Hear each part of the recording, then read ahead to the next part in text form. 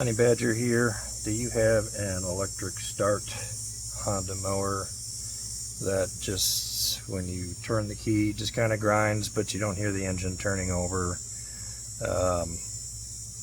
It's your starter motor that needs to be replaced, and I apologize for not thinking about doing the video, but this is so darn easy to fix. I'm just going to tell you.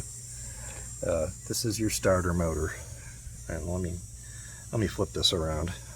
So there's the new starter motor. This is the old starter motor. The problem is that this thing, when you crank it, is supposed to go up and engage with the flywheel, and just isn't doing it anymore.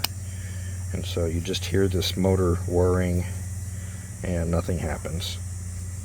This is attached with just two screws, or two bolts, one here, which is below or underneath this shroud. So all you have to do to replace this is take these three nuts off. This cover comes right off. You can lift this shroud up and out of the way enough to just get a socket wrench on the two nuts. Remove the nuts. This you can remove this with the wires attached if you want to, if you're afraid of getting them confused. There's only 4 wires. There's this one. I've had to replace this because it broke.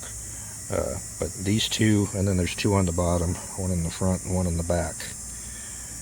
And so just take your new motor, hook up the wires the way they were, and finagle it back under there, like around the oil shroud here, or the oil inlet, oil filler, and just finagle it in there, tighten it up, put this back on, tighten it up, and you will go from grinding to that.